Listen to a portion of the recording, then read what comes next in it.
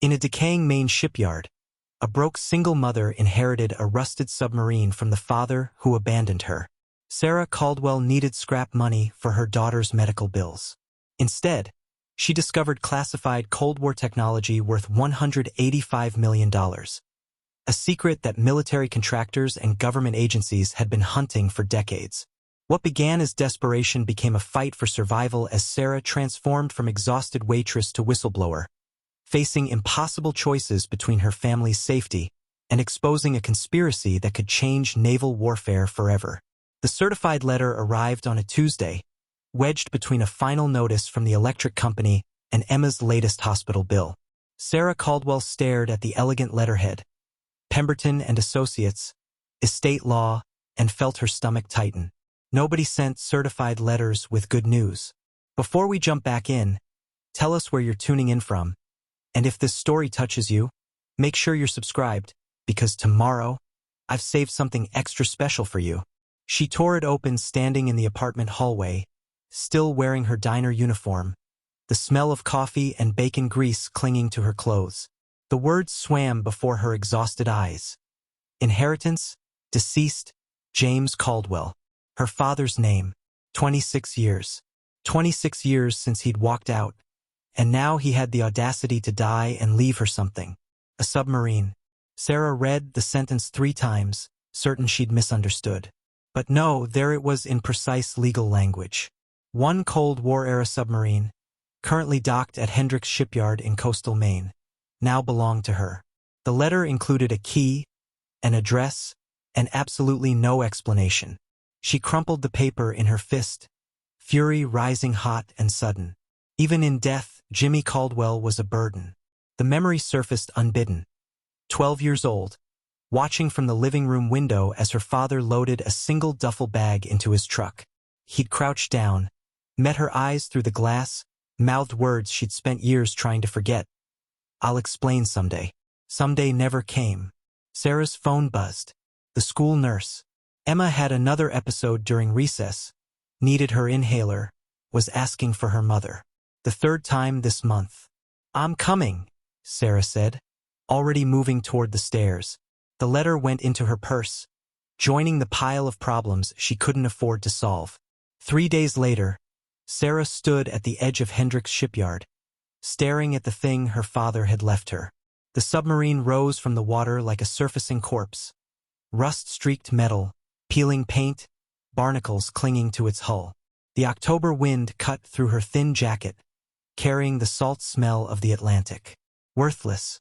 The word echoed in her mind as she calculated scrap value. Maybe 15,000. 20 if she was lucky.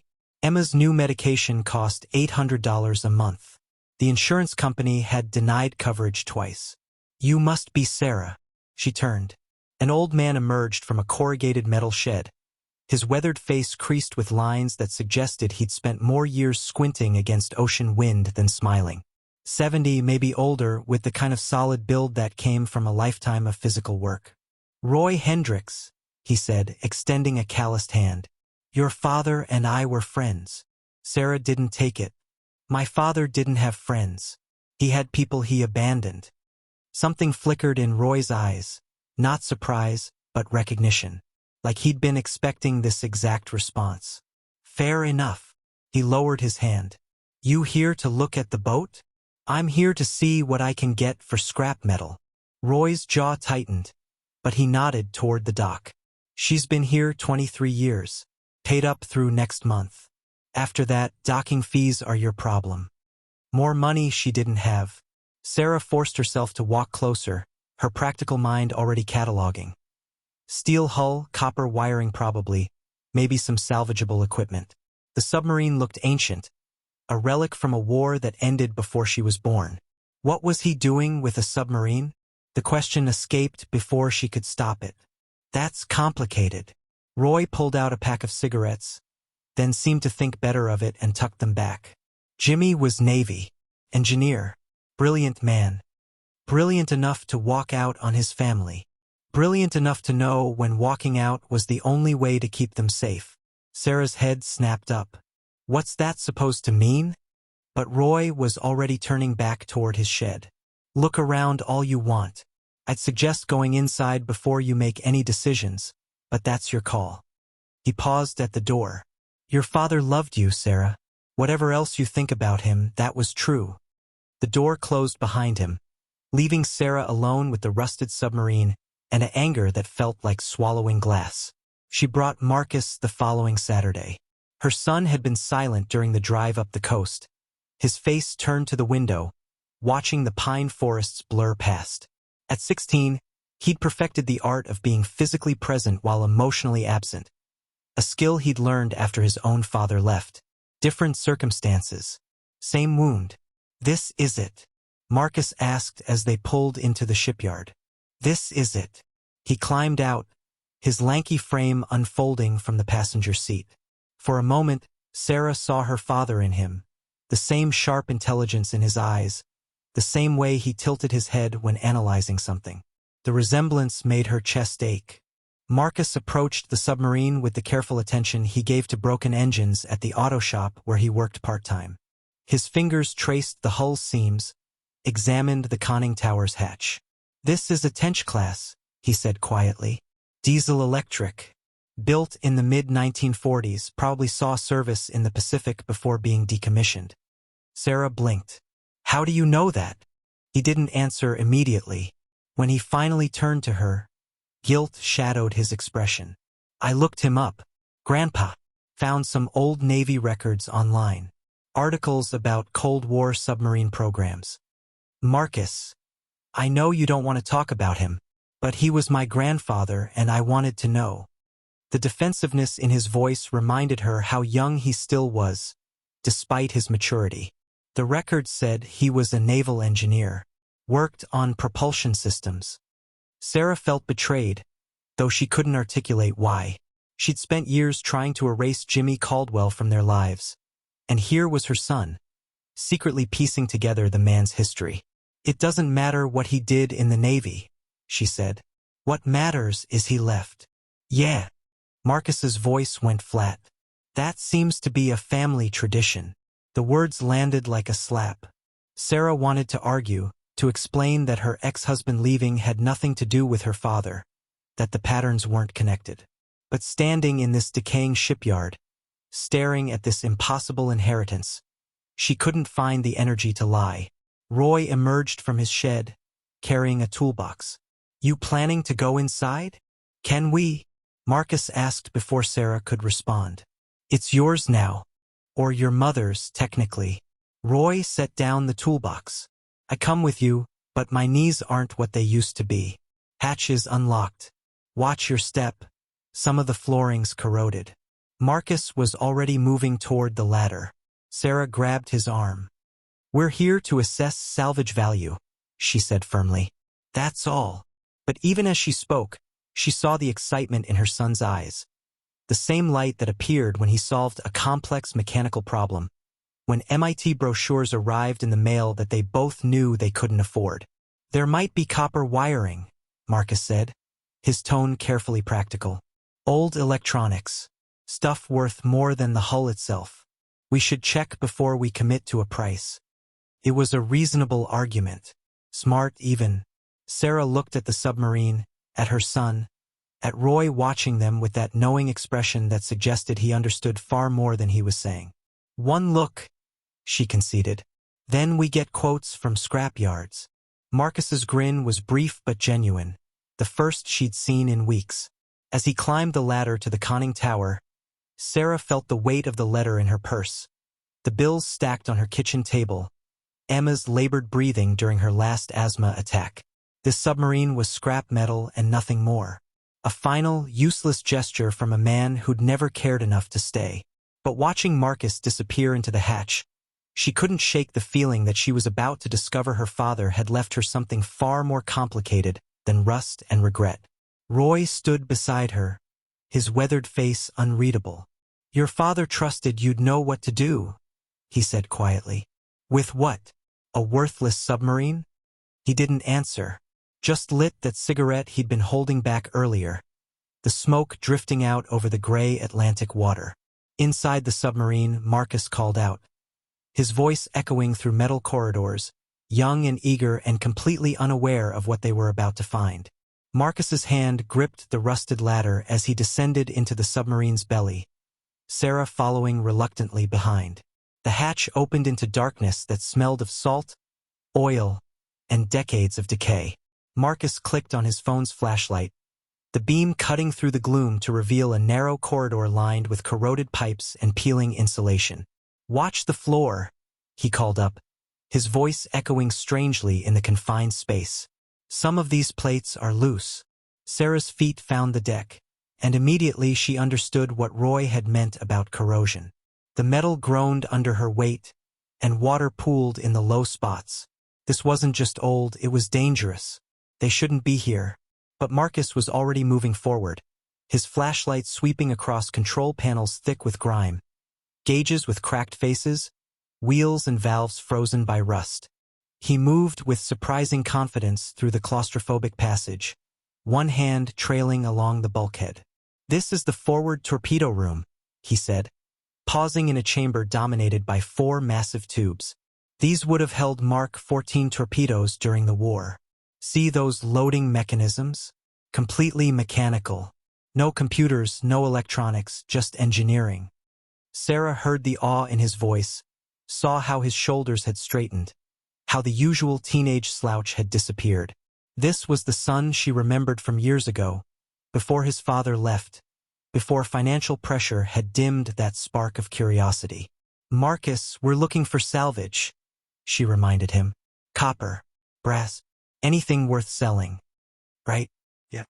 But his flashlight kept exploring, revealing crew bunks stacked 3 high, a galley with a stove that looked like it belonged in a museum, a head so small Sarah couldn't imagine how sailors had functioned. The control room should be aft. That's where the valuable stuff would be. They navigated deeper into the submarine's guts, the passage growing tighter, the darkness more complete. Sarah's chest constricted, not quite claustrophobia, but close. She thought about Emma, probably watching cartoons at the neighbor's apartment right now, unaware her mother was crawling through a metal tomb chasing pennies. The control room opened up slightly, though open was relative. Marcus's light found the periscope housing, navigation equipment, communication consoles all coated in oxidation and neglect. He knelt beside a panel, examining connections with the focused intensity he usually reserved for broken transmissions at work. "This wiring's copper," he confirmed. "Could pull it out, but—" He frowned, playing his light across a section of bulkhead behind the main console. "That's weird." "What?" "This wall. Look at the rivets, they're different from the rest. Newer, maybe. And this seam." He ran his fingers along what Sarah had assumed was just another panel joint. "This shouldn't be here. Not according to the blueprints I saw." "You looked at blueprints?" Marcus had the grace to look sheepish. "I might have done more research than I mentioned." Of course he had. Her brilliant, obsessive son who couldn't let a mystery rest. Sarah wanted to be angry, but exhaustion won out. "What are you saying?" "I'm saying this section doesn't match the original design." He stood, examining the bulkhead with new interest. "It's been modified. Added later, probably. There's a compartment back here that's not supposed to exist." Sarah's practical instincts warred with growing unease. Maybe the Navy did upgrades. Retrofits were common. Maybe. But Marcus was already moving to the edge of the false panel, searching for access. His fingers found a seam, then a catch disguised as a pipe fitting. Something clicked. The panel swung inward with a groan of protesting metal, revealing a space behind the bulkhead. A hidden compartment barely 4 feet square. Marcus's flashlight illuminated what lay inside, and Sarah heard his sharp intake of breath. Waterproof containers. Military grade, the kind designed to survive ocean depths. 3 of them, sealed tight, stenciled with numbers and classifications Sarah didn't recognize. "Mom," Marcus whispered. "What is this?" Sarah's hands shook as she reached for the nearest container. The seal released with a hiss of equalized pressure, and inside she found document folders wrapped in layers of protective plastic. She pulled one out, unfolded it carefully. Classified. The stamp screamed from the top of the page in faded red ink. Below it, technical drawings, schematics of something she couldn't identify, covered in measurements and notations. And there, in the margin, handwriting she hadn't seen in 26 years but would recognize anywhere. Her father's. "These are his notes," she said, the words feeling distant. Jimmy's handwriting. Marcus opened another container, this one holding what looked like a mechanical device. Sleek metal and ceramic components fitted together with precision that seemed impossible for something stored in a submarine for decades. Technical manuals surrounded it, pages filled with equations and diagrams. Preparing and narrating this story took us a lot of time. So if you are enjoying it, subscribe to our channel. It means a lot to us. Now back to the story. Propulsion system, Marcus read aloud from a label. Experimental magneto-hydrodynamic drive prototype. Status. Classified. Eyes only. He looked up at Sarah, his face pale in the flashlight's glow. "Mom, this is military technology. Secret military technology." The third container held journals. Actual handwritten journals in her father's precise engineer's script. Sarah's fingers trembled as she opened the top one. The first entry was dated March 1999. "If you're reading this, Sarah, then I'm gone and you found what I spent my life protecting. I'm sorry for everything, but most of all, I'm sorry that protecting you meant leaving you." The words blurred. Sarah blinked hard, forcing herself to read on. "The technology in this compartment represents 15 years of naval research. It could revolutionize submarine warfare, silent propulsion, unprecedented speed.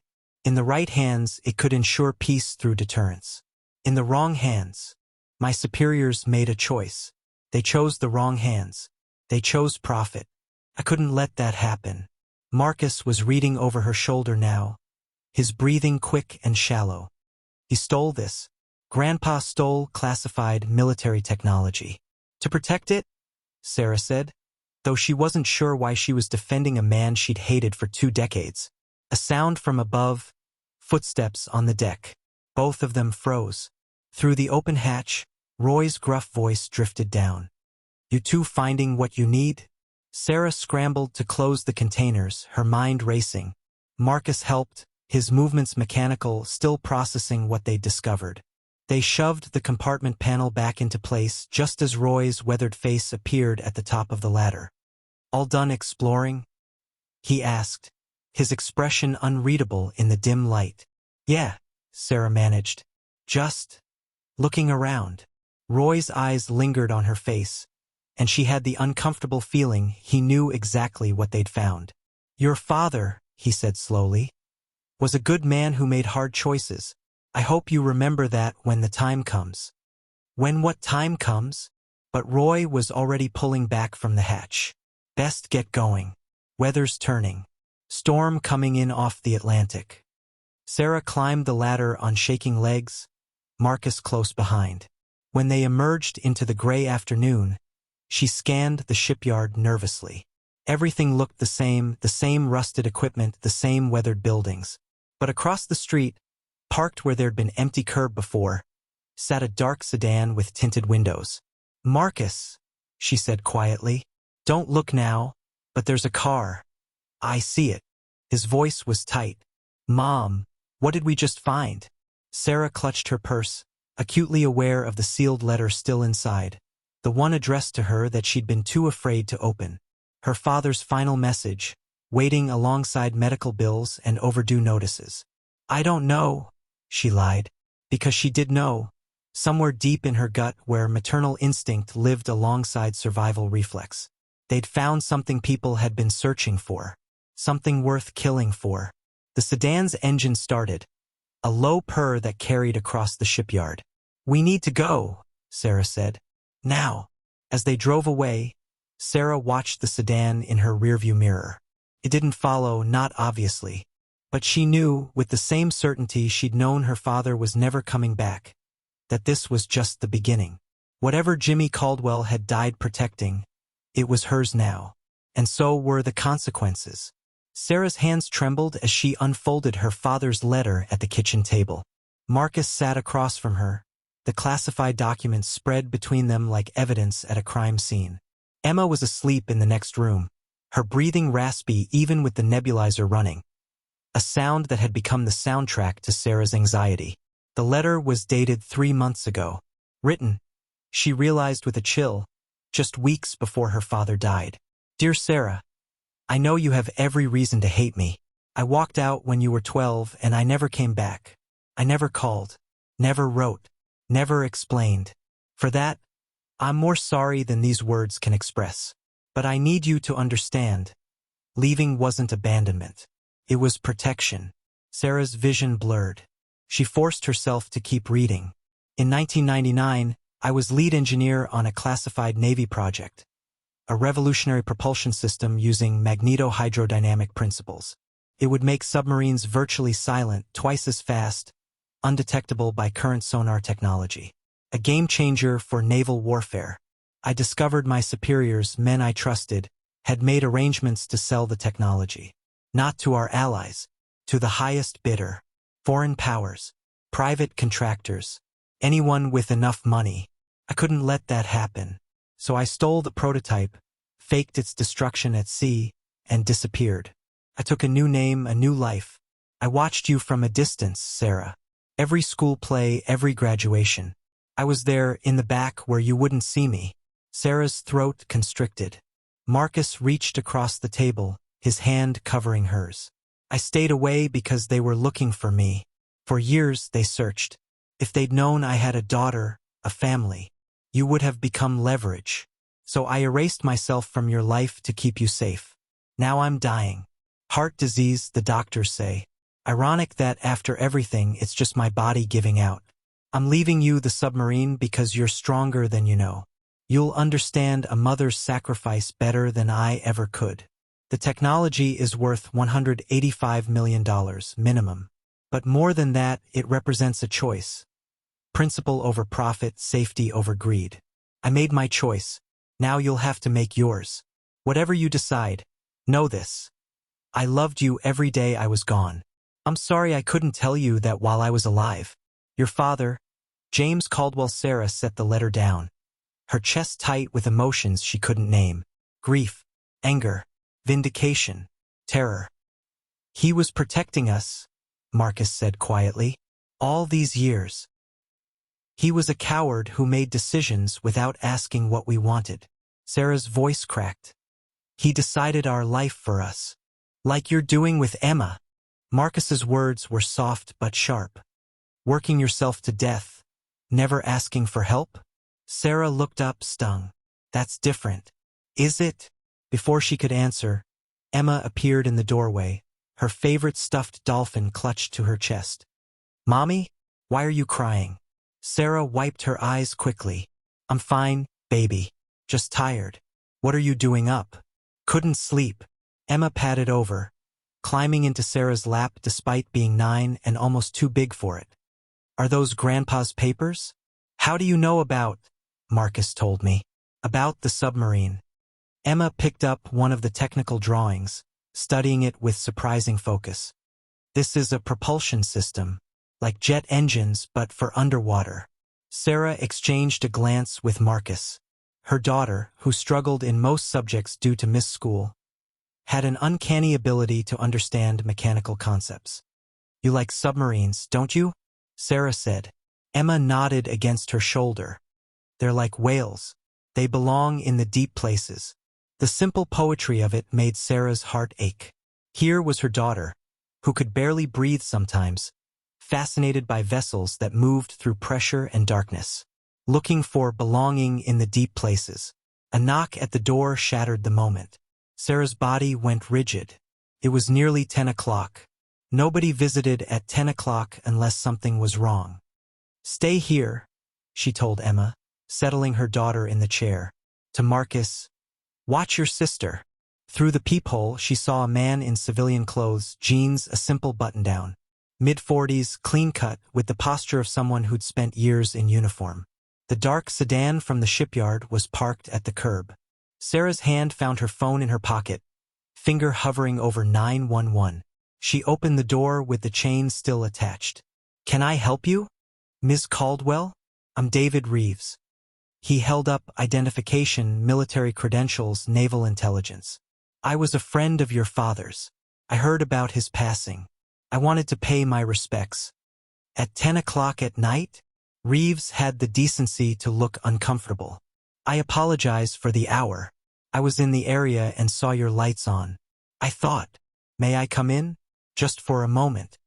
Every instinct screamed no.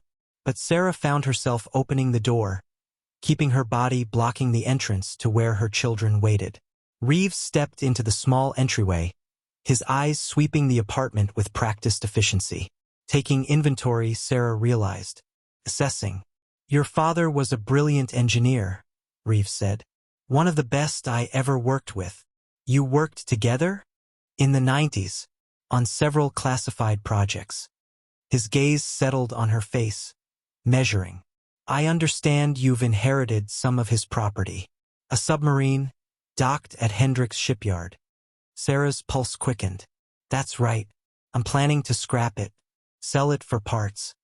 Of course, that makes sense. Reeves smiled, but it didn't reach his eyes. Old vessels like that, they're mostly worthless. Scrap metal value only. Though sometimes people left things aboard. Personal effects. Papers. You find anything like that? The lie came smoothly. Just rust and mildew. I didn't go inside much, it's not safe. Wise. These old submarines, they're dangerous. Corroded metal, toxic materials. He paused, and Sarah saw the shift in his expression. The friendly mask slipping slightly. If you did find anything, Miss Caldwell, documents or equipment, you should know that would be government property. Military secrets don't stop being classified just because time passes. I understand. Do you? Reeves moved closer, and Sarah fought the urge to step back. Because some secrets are dangerous. Not just legally, physically dangerous. There are people who've been looking for certain things for a very long time. People who don't care about collateral damage. Is that a threat? It's a warning. From someone who respected your father. Reeves pulled out a business card, pressed it into her hand. If you find anything unusual, call me. Day or night. I can help protect you and your children. He left before Sarah could respond, his footsteps echoing down the hallway. She locked the door, engaged the deadbolt, and leaned against it, her heart hammering. Marcus appeared from the kitchen. Who was that? Someone who knows what we found. Sarah moved to the window, watching Reeves climb into the sedan. We need to be smart about this. Mom, look at this. Marcus had been researching on his laptop, windows full of technical specifications and patent applications. This propulsion technology, if it works like Grandpa's notes say, it's revolutionary. Worth hundreds of millions. Maybe more. Sarah stared at the screen, at the numbers that represented more money than she'd earn in 10 lifetimes. Money that could pay for Emma's treatment, Marcus's education, a future without constant fear. But her father's warning echoed, you'll have to make a choice. We need help, she said finally. Someone who understands what this means. Someone who won't steal it or bury it.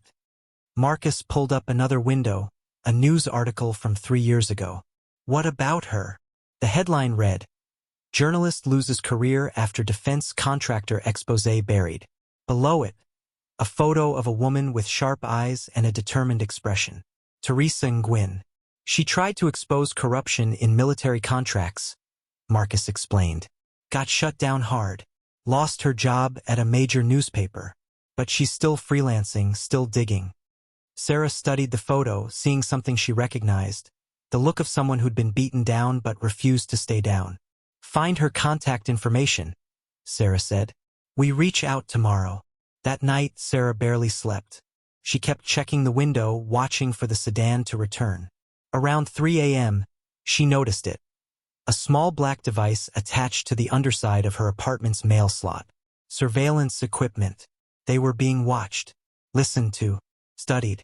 Her father had spent 26 years in hiding, watching his daughter from a distance, protecting a secret that powerful forces wanted buried.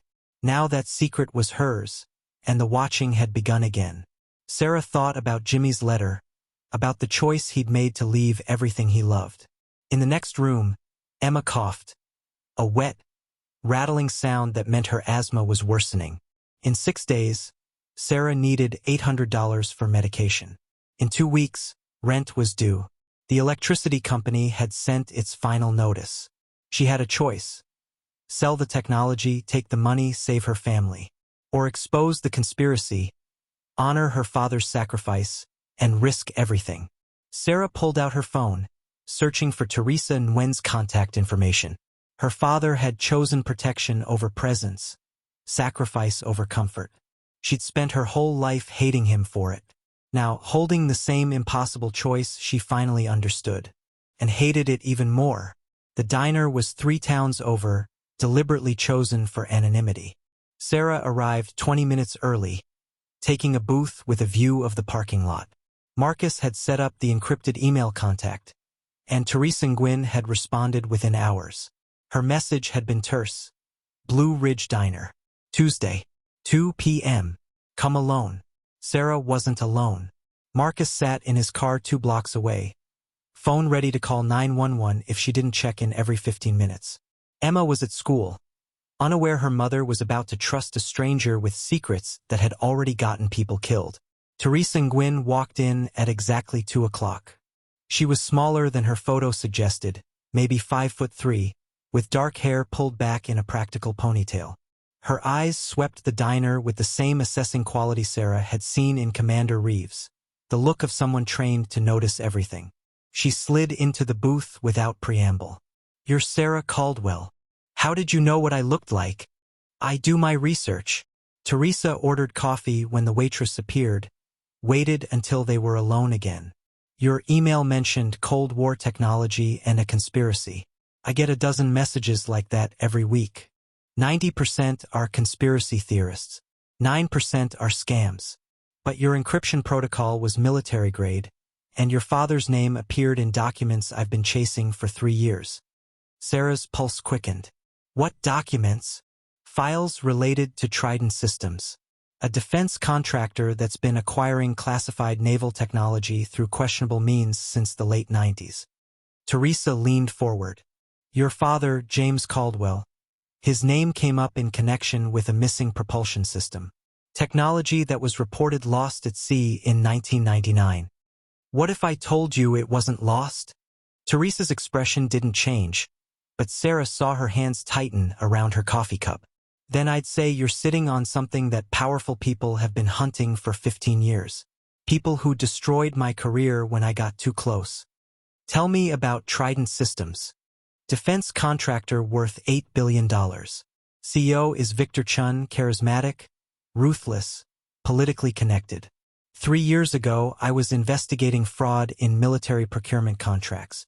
I found evidence that Trident was acquiring classified technology through bribes and blackmail, then reselling it. My editor killed the story. Next day, I was fired.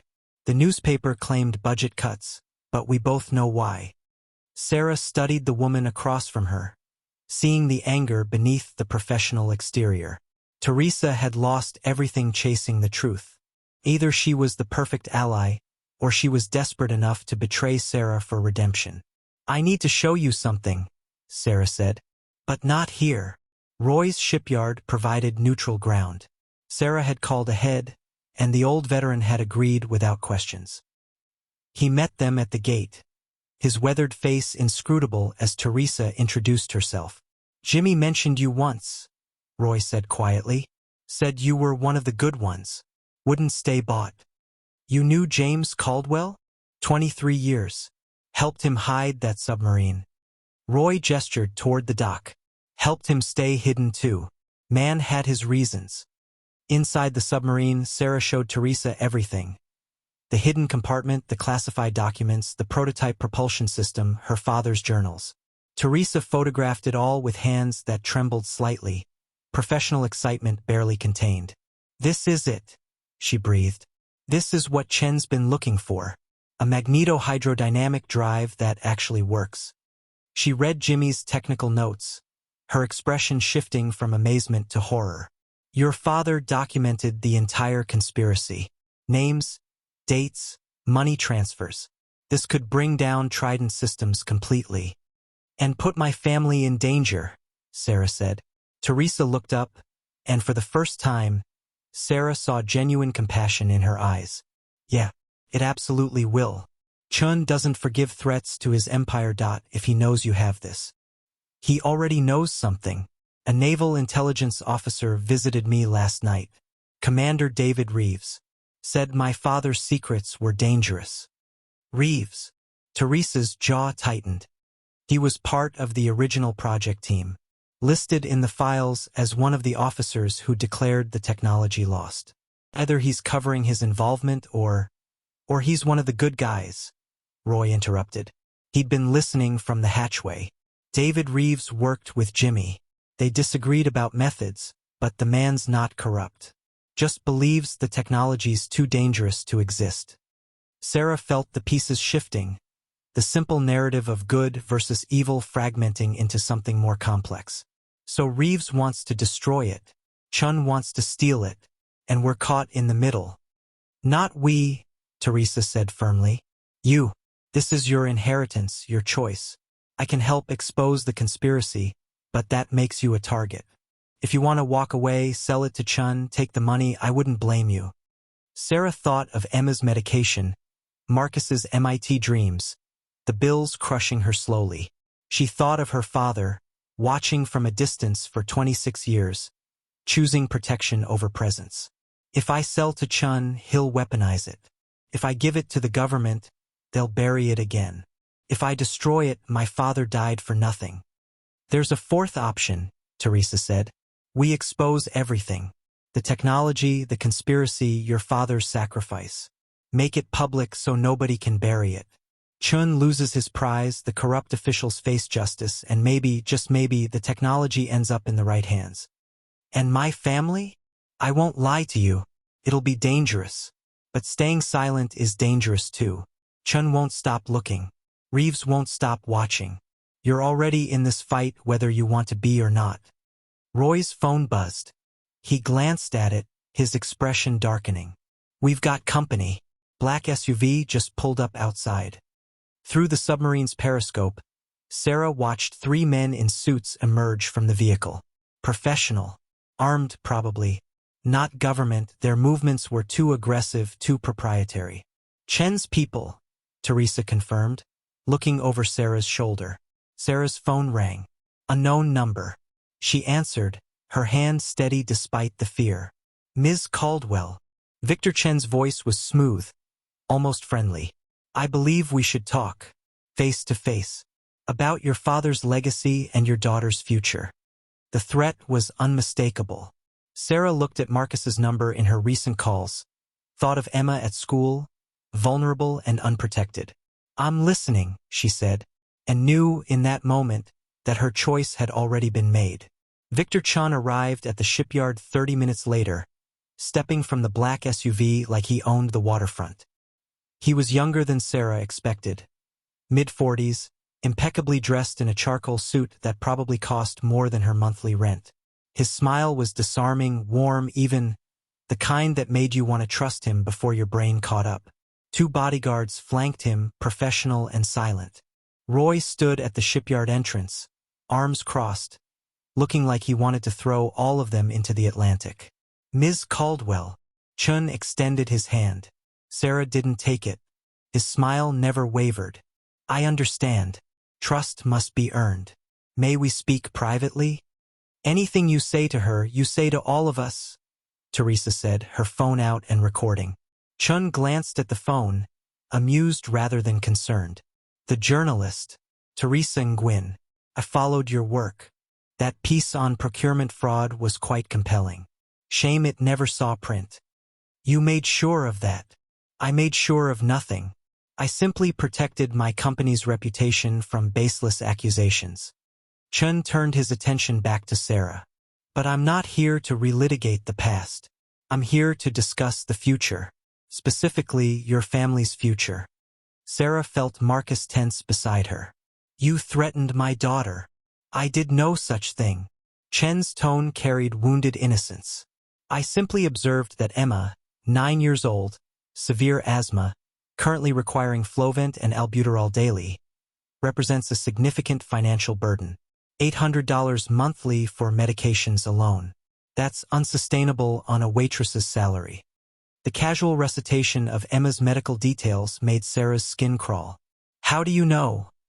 I know everything about you, Miss Caldwell. Your work schedule. Marcus's job at Patterson's Auto. Your overdue electricity bill. The fact that you're 3 months behind on rent. Chun gestured toward the submarine. I also know what you found inside that vessel. Technology that belongs, legally speaking, to the United States Navy. Technology my company has been commissioned to recover and develop for national security purposes. Commissioned by who? Teresa demanded. Show me the contract. Chen ignored her. Sarah. May I call you Sarah? I'm a businessman. I solve problems. You have a problem, mounting debt, a sick child, no way forward. I can solve that problem immediately. $5 million. Cash. Transferred to your account today. The number hit Sarah like a physical blow. $5 million. She could barely conceptualize that much money. In exchange, Chun continued smoothly, you sign over all rights to the submarine and its contents. You maintain complete confidentiality about what you found. You and your family live comfortably. Emma gets the best medical care available. Marcus attends MIT on a full scholarship that I'll personally fund. He paused, letting the offer sink in. Everyone wins. Except the truth, Roy said quietly. The truth. Chen's smile sharpened. The truth is that technology is dangerous. Revolutionary, yes, but destabilizing. In the current geopolitical climate, introducing a propulsion system that makes submarines undetectable would trigger an arms race. Russia, China, every naval power would scramble to match it. The result? Increased global tension, astronomical defense spending, potential conflict. So you'll keep it for yourself? Sarah heard the tremor in her voice. I'll develop it responsibly, under proper oversight, with safeguards. Chun moved closer, his voice dropping to something almost intimate. Your father understood this. Why do you think he hid it rather than exposing it? He knew the world wasn't ready. But times change. The technology can be controlled now, managed properly. James would want his daughter and grandchildren taken care of. Don't you dare talk about what my father would want. Then talk to his old colleague. Chun gestured, and one of his bodyguards handed over a tablet. On the screen, Commander Reeves appeared in what looked like a formal office. Ms. Caldwell, Reeves said, his expression grave. I know we met under difficult circumstances, but I'm urging you to consider Chen's offer seriously. The government cannot offer you anything. The technology would be seized under national security laws, classified indefinitely. You'd receive nothing. Chun at least can compensate you for your loss. This is a setup, Teresa said. Reeves, are you seriously endorsing this? I'm endorsing the least dangerous option. Reeves leaned forward. Sarah, your father made his choice 26 years ago.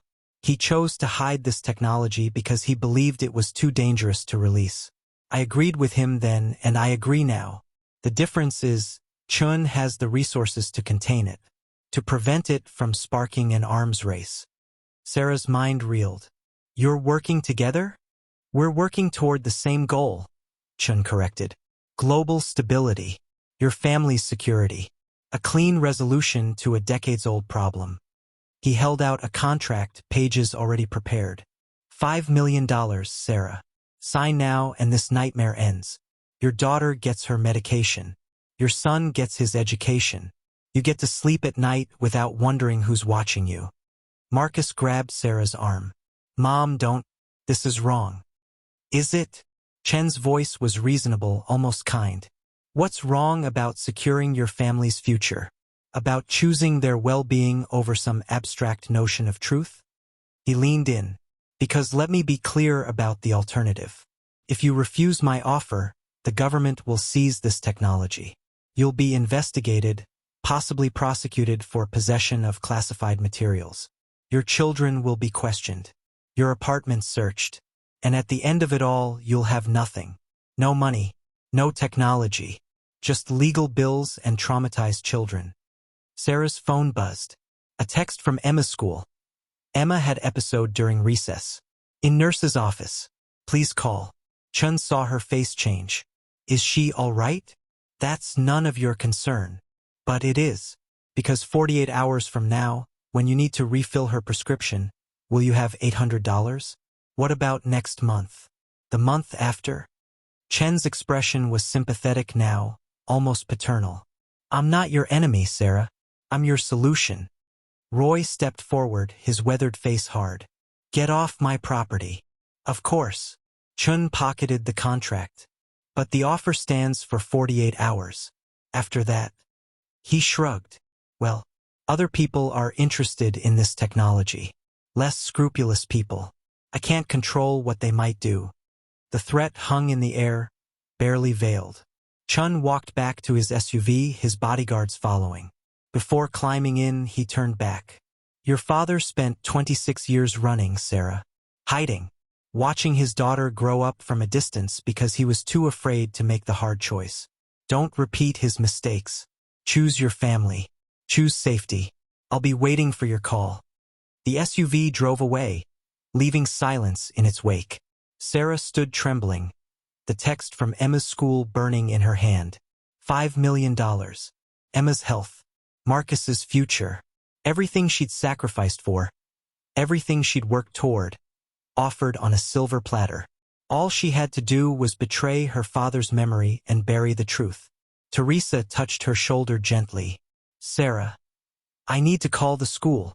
Sarah's voice sounded distant to her own ears. Emma needs me.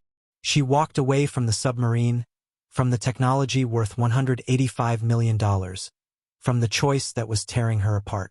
Behind her, she heard Marcus arguing with Roy, Teresa making urgent phone calls. Emma answered on the second ring, her breathing wheezy. Mommy? Couldn't breathe good. But I'm okay now. I'm coming to get you, baby. Is everything okay? You sound sad. Sarah looked back at the submarine, at the legacy of secrets and sacrifice, at the path her father had chosen and the one now laid before her. Everything's going to be fine, she lied. Mommy just has to make a very important decision. Sarah picked Emma up from school, held her daughter's small hand during the drive home, and said nothing about the decision weighing on her like stones. She worked her evening shift at the diner on autopilot, refilling coffee cups and forcing smiles while her mind circled the same impossible question. What price was too high for her children's safety? By the time she started her night shift at the nursing home, exhaustion had dulled everything to a numb haze. She checked vitals, changed bedpans, administered medications, her body moving through practiced motions while her thoughts stayed trapped at that shipyard. $5 million. Emma's future. Marcus's dreams. Her father's sacrifice. Rendered meaningless. She got home at 6 a.m. to find Marcus's bedroom door open, his bed empty. A note on the kitchen table, his handwriting rushed and determined. Mom, I know what you're going to choose and I understand why, but there's a better way. Chun needs us more than we need him. I'm going to negotiate a real deal. One where we keep some control, some leverage. Trust me. I'll be home by breakfast. Sarah's blood turned to ice. She called his phone. Straight to voicemail. Called again. Again. Her hands shook as she dialed Teresa. Marcus is gone, she said when Teresa answered. He left a note. He's going to Chun. Teresa swore. When? I don't know. His bed's cold. Maybe hours ago. Sarah's voice cracked. He's 16. He thinks he can negotiate with these people. He has no idea. I'm tracking his phone now. The sound of rapid typing. Got it. He's at a warehouse on Industrial Boulevard. Chun owns the building through a shell company. A pause. Sarah. There are 2 vehicles registered to Trident Security parked outside. Sarah was already grabbing her keys. I'm going. Wait for me. Don't go alone. But Sarah was already running for her car, Teresa's warnings lost to the roar of panic in her ears. Marcus sat in the warehouse office, trying to project confidence he didn't feel. The 2 security guards flanking the door were professionals, ex-military by their bearing. They'd taken his phone immediately, patted him down for weapons or recording devices, then left him waiting in the sterile room for 40 minutes. He'd come here with a plan. Show Chun the technical documentation he'd copied. Prove the technology required specific knowledge to operate safely, knowledge only Marcus possessed after studying his grandfather's journals. Leverage that into a better deal. 10 million instead of 5. Patents in the Caldwell name. Guarantees about the technology's use. It had sounded brilliant at 2 a.m., alone in his room, angry at watching his mother break under impossible pressure. Now, sitting here, he understood he'd made a terrible mistake. The door opened. Not Chen, but one of his executives. A woman in her 30s, professionally dressed, carrying a tablet. "Marcus Caldwell," she said pleasantly. "Thank you for reaching out. Mr. Chun appreciates your initiative. I want to speak with him directly." "Of course. He's on his way. In the meantime, we'd love to see what you brought us." She held out her hand expectantly. Marcus hesitated. He'd meant to show Chun the documents, not hand them over. But the security guards had shifted position, blocking the door more obviously. "These are copies," he said, pulling out the flash drive. "The originals are still with my mother." Naturally, the woman plugged the drive into her tablet, her expression neutral as she scrolled through the files. Then something changed, a flash of genuine excitement. "These are remarkable. Your grandfather's technical notes are far more detailed than we'd hoped.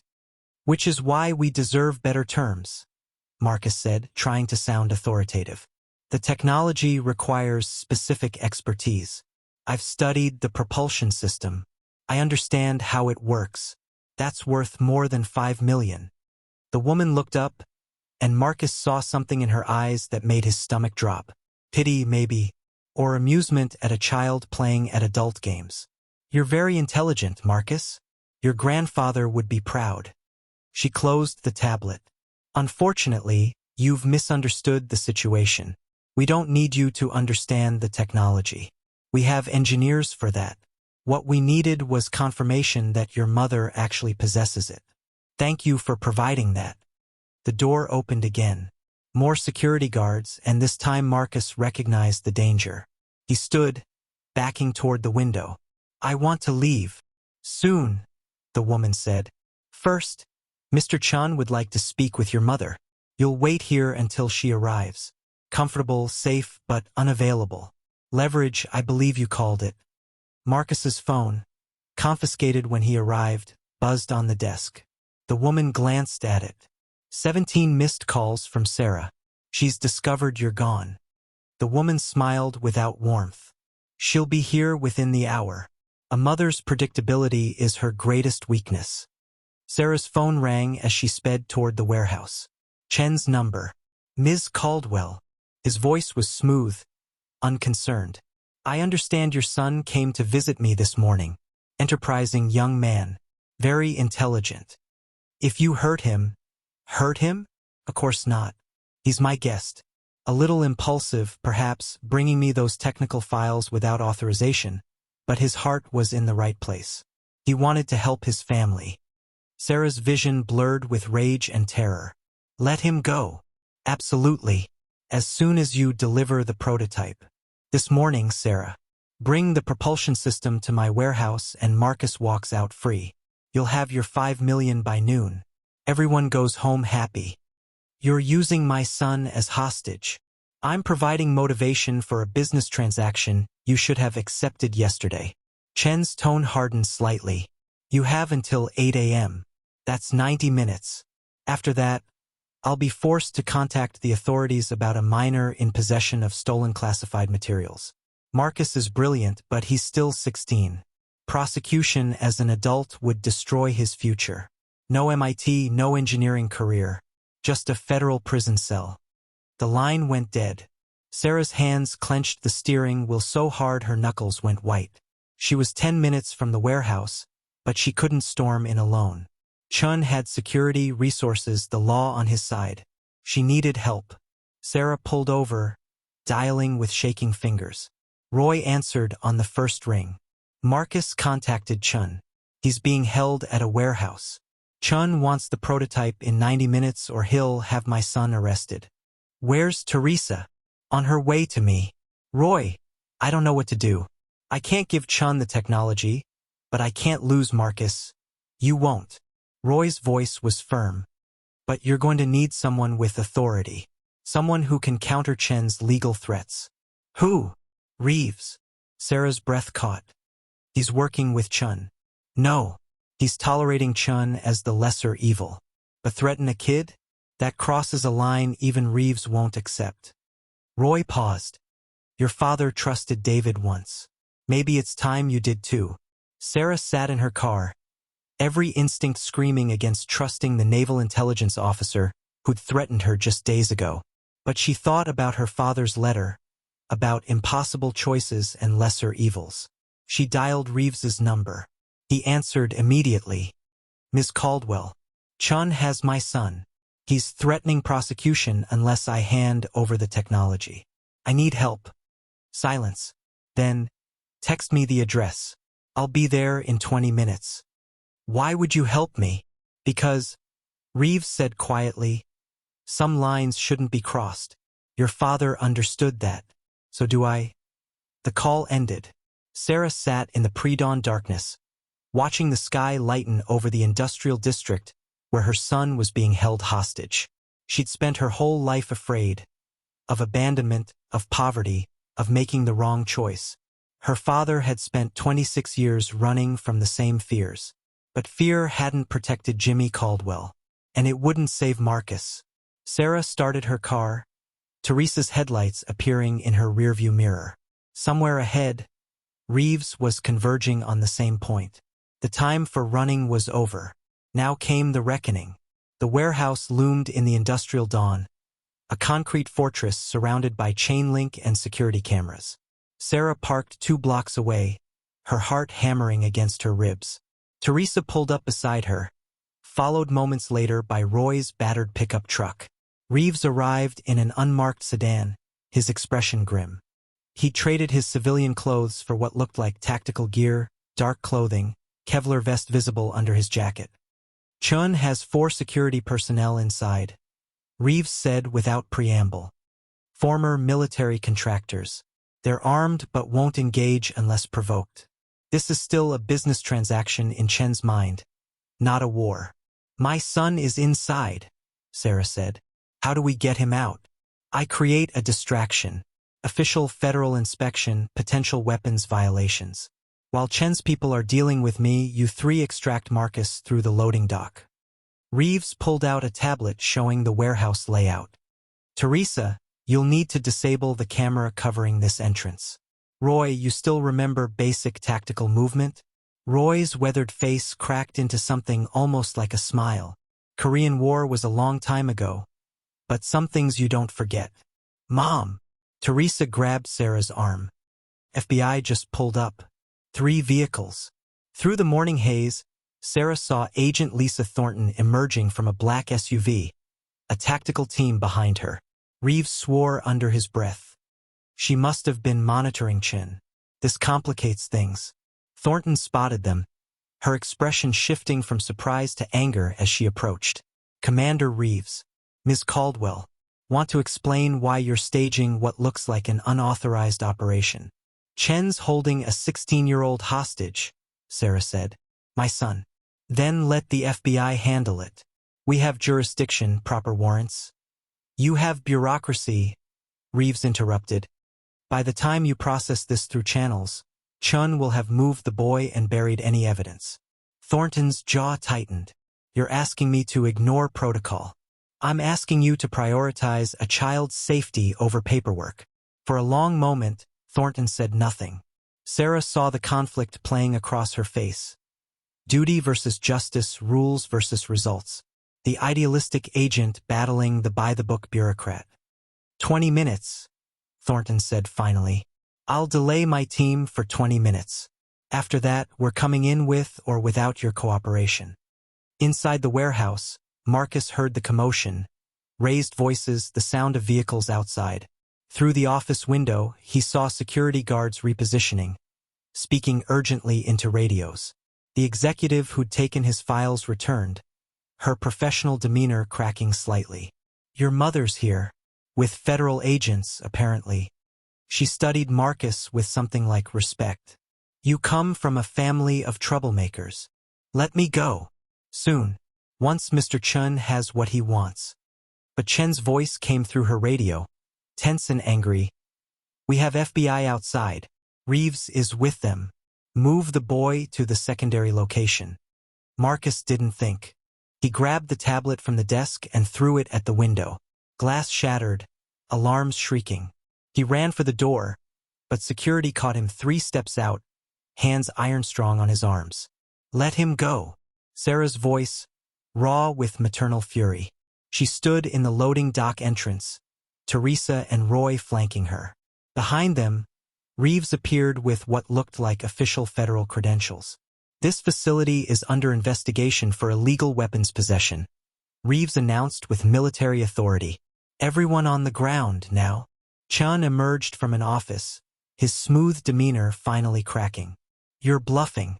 You have no jurisdiction here. Try me. Reeves moved forward, and Sarah saw it, the career officer choosing principle over institutional loyalty. Marcus broke free, running towards Sarah. She caught him, held him tight, her whole body shaking with relief. Chen's phone rang. He answered, his expression shifting from anger to calculation. I see. Yes, proceed. He looked at Sarah with cold certainty. My lawyers just filed an emergency injunction. The submarine and all its contents are now claimed as stolen Trident Systems intellectual property. Federal marshals are en route to seize it. Even if you escape with your son, you've lost everything else. The words hit like a physical blow. Sarah had been so focused on Marcus, she hadn't protected the technology. He's weaponized the legal system, Teresa said. Falsified ownership documents, paid off witnesses. By the time you fight it in court, we don't fight it in court. Sarah's voice was steady now, clarity cutting through panic. We fight it in public. What? Sarah looked at Teresa. You wanted to expose the conspiracy, so we expose everything. Now, live. Make it impossible to bury. A live stream, Teresa breathed. Show the world what we found before Chun can seize it. Reeves stepped forward. That's incredibly dangerous. Once that information is public, it can't be buried, Sarah finished. That's the point. My father hid this for 26 years. I'm done hiding. Chen's confidence faltered. You're bluffing. You wouldn't risk. Watch me. Sarah pulled out her phone. We have 24 hours before your injunction takes effect. That's enough time to show the world what you've been hunting, what my father died protecting. Sarah Caldwell wasn't running. She was fighting back. The shipyard felt different in the gray morning light. No longer a graveyard for forgotten vessels, but a fortress preparing for siege. Roy had called in 2 old Navy buddies, men with weathered hands and sharp eyes who asked no questions as they helped fortify the perimeter. Marcus and Roy worked inside the submarine, their voices echoing through the metal corridors as they brought dormant systems online. Sarah had underestimated how much her father had maintained. The communications equipment was functional, the electrical systems operational enough for their purposes. Your grandfather knew someone would need this eventually, Roy said, watching Marcus connect cables with practiced efficiency. Kept her ready, just in case. Teresa had set up a makeshift broadcast station in the submarine's control room, her laptop connected to multiple cameras and backup drives. She was compiling everything: Jimmy's journals, the classified documents, technical specifications, her own 3 years of research on Trident Systems and Victor Chun. We need to structure this carefully, Teresa said, her journalistic instincts taking over. Start with your father's story, establish credibility, then reveal the technology and the conspiracy. Make it impossible to dismiss as conspiracy theory. Sarah sat in her father's old captain's chair, the leather cracked and worn. She'd spent 26 years hating this man, and now she was about to defend his legacy to the world. How do we even begin? She asked. With the truth. Teresa positioned a camera.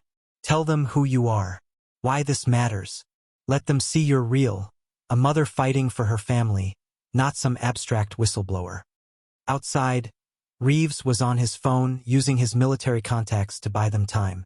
Sarah had watched him make call after call, burning bridges with every conversation, choosing their makeshift alliance over his institutional loyalty as he appeared at the hatch. Chen's lawyers got the injunction moved up. We have 12 hours now, not 24. And there's another problem. Chen's filed for emergency possession, claiming the submarine contains hazardous materials that require immediate government intervention. Can he do that? Marcus asked. He just did. Federal marshals could arrive within hours. Reeves climbed down into the control room. But I've made some calls of my own. My contacts in naval intelligence are reviewing the original case files from 1999. If I'm right about the corruption, they'll find discrepancies. That buys us credibility when this goes public. Sarah's phone buzzed. Emma, calling from the neighbor's apartment where she'd spent the night. Mommy? When are you coming home? I don't feel good. Sarah's heart clenched. Soon, baby. Promise. Is your inhaler helping? A little. Mrs. Chun says I can stay as long as I need. A pause. Mommy, are you okay? You sound scared. I'm not scared, Sarah lied. I'm just busy with some important grown-up stuff. I love you so much. I love you too. Can you bring Marcus? I miss him. Sarah looked at her son, focused on technical work that could change their lives forever. He misses you too. We'll all be together soon. After she hung up, the weight of what they were about to do settled over her. Once they went live, there was no taking it back. Emma would grow up with this story, this exposure. Marcus would be forever associated with classified leaks and conspiracy. We can still walk away, Reeves said quietly. He'd been watching her face.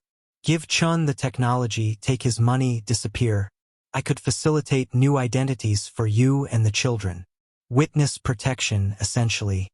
And live like my father did? Watching from a distance, always hiding. Sarah shook her head. That's not protection. That's prison. It's survival. It's surrender. Sarah stood, facing him directly. You worked with my father. You knew him. Would he want us to hide? Reeves was silent for a long moment. No. Jimmy would want you to fight. He just wouldn't want you to pay the price he paid. Too late. We're already paying it. Teresa's laptop chimed. We're ready. All platforms are set up, YouTube, Twitter, independent servers. The moment we go live, it'll start mirroring across the internet.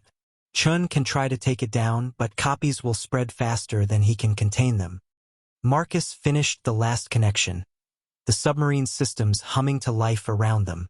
Broadcast equipment is operational. We've got maybe 4 hours of battery power before we need to switch to the shipyard's generator. 4 hours is enough. Teresa positioned Sarah in front of the camera. You'll start with a direct address. Explain who you are, show Jimmy's letter, then walk viewers through what you found. I'll intercut with documents and technical footage. Make it visual, make it compelling, make it undeniable. Sarah's hands trembled as she held her father's letter. What if nobody believes us? What if Chen's lawyers discredit everything? Then we've lost nothing we wouldn't have lost anyway, Teresa said. But if even one person believes you, if this story gets traction, Chun can't bury it. That's the power of truth. It only needs a crack to get through. A sound outside, vehicles approaching. Roy appeared at the hatch, his expression grim. Chen's private security. 6 vehicles. They're not waiting for the marshals. Reeves moved to the periscope, scanning the shipyard entrance. He's going to try to seize the submarine before we can broadcast. Probably claim he's preventing theft of his company's property. Can you stop them? I can delay them. But Sarah, once shooting starts, and it will start, this becomes a federal incident. FBI will have to respond. Thornton's already monitoring us. The moment violence erupts, she'll have jurisdiction to shut everything down. Sarah looked at the camera setup, at the documents ready to expose decades of corruption, at her son working beside her grandfather's legacy. She thought about Emma, sick and scared, waiting for her mother to come home. Then we go live right now, Sarah said, before they can stop us. We're not ready, Teresa started. We're ready enough. Sarah sat in front of the camera, her father's letter in her hands, her son beside her. Sometimes you don't get to wait for perfect. Sometimes you just have to jump. Teresa adjusted the camera angle, her fingers flying across the keyboard. Okay, we're streaming to multiple platforms simultaneously. Once I hit this button, we're committed. Outside, Chen's security vehicles were pulling through the shipyard gates. Roy and his veteran friends took defensive positions, using the shipyard's equipment as cover. Reeves chambered a round in his sidearm. I'll buy you as much time as I can. But make it count, Sarah. Make every second count.